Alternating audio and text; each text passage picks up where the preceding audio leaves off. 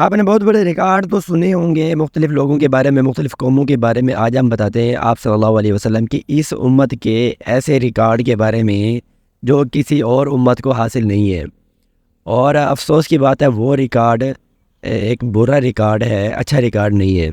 اللہ تعالیٰ نے انسانوں کو دو اختیارات دیے، جیسے قرآن مجید کی آیت ہے فَمَن شَاءَ فَلْيُؤْمِنْ وَمَن شَاءَ فَلْيَكْفُرْ۔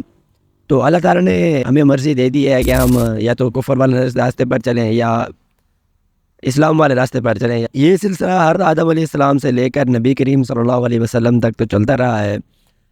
جب نبی کریم صلی اللہ علیہ وسلم کا زمانہ آیا، وہ آپشن والا جو سسٹم تھا یہ بڑھ کر 3 آپشن والا بن گیا۔ آپ صلی اللہ علیہ وسلم کی امت میں سے ہی کچھ لوگوں نے پیدا کیا ہے۔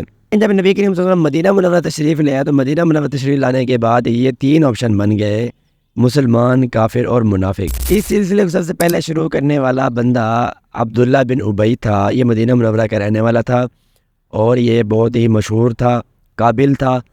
نبی کریم صلی اللہ علیہ وسلم کی ہجرت سے پہلے لوگوں نے اس کو اپنا سردار بنانے کا فیصلہ کر لیا اور باقاعدہ طور پر اس کی تقریب بھی ہونا دی، لیکن نبی کریم صلی اللہ علیہ وسلم کے آنے کے بعد اس کی تقریب کی جو تیاریاں تھیں وہ ساری کی ساری ختم ہو گئی۔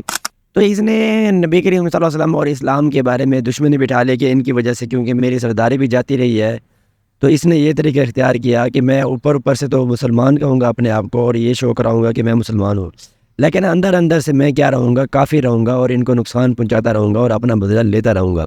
چنانچہ اس نے ایسے ہی کیا۔ اس کے بارے میں آیات بھی نازل ہوئی ہیں، جیسے سورۃ الماعون ہے، سورۃ المنافقون ہے، سورۃ البقرہ کا دوسرا رکوع ہے وَمِنَ النَّاسِ مَن يَقُولُ۔ اسی طرح سورۃ توبہ کے اندر بھی ہے المنافقون والمنافقات۔ اسی طرح آگے ایک اور آیت ہے فَرِحَ الْمُخَلَّفُونَ بِمَقْعَدِهِمْ خِلَافَ رَسُولِ اللَّهِ وَكَرِهُوا أَن يُجَاهِدُوا۔ تو ساری زندگی ان لوگوں نے نبی کریم صلی اللہ علیہ وسلم اور مسلمانوں کو نقصان پہنچایا ہے، اور ایک موقع پر تو انہوں نے نبی کریم صلی اللہ علیہ وسلم کسی جگہ پر تشریف لے گئے تھے، تمام مسلمان گئے ہوئے تھے کسی جنگ کے سلسلے میں، تو نبی کریم صلی اللہ علیہ وسلم بیٹھے ہوئے تھے، باقی صحابہ بیٹھے ہوئے تھے، یہ لوگ ایک طرف بیٹھے ہوئے تھے۔ تو کسی بات پہ جھگڑا ہوا تو اس عبداللہ بن ابی نے اپنے ساتھیوں سے یہ کہا کہ یہ جو مسلمان مکہ مکرمہ سے مدینہ منورہ ہمارے علاقے میں آئے ہیں اور ہمارے علاقے میں آنے کے بعد ہمارے دشمن بن بیٹھے ہیں، ہم کیونکہ ابھی باہر آئے ہوئے ہیں تو جب ہم مدینہ میں جائیں گے تو مدینہ میں جانے کے بعد ان کو ہم وہاں سے نکال دیں گے۔ تو یہ بات نبی کریم صلی اللہ علیہ وسلم کو معلوم ہو گئی۔ تو نبی کریم صلی اللہ علیہ وسلم کو جب معلوم ہوئی تو نبی کریم صلی اللہ علیہ وسلم کے پاس جا کر یہ قسمیں اٹھانے لگا کہ نہیں میں نے یہ بات نہیں کی، جس نے آپ کو یہ شکایت لگائی ہے وہ جھوٹ بول رہا ہے۔ تو مختلف ہیرے قسم کے بہانے کرنے لگ گیا۔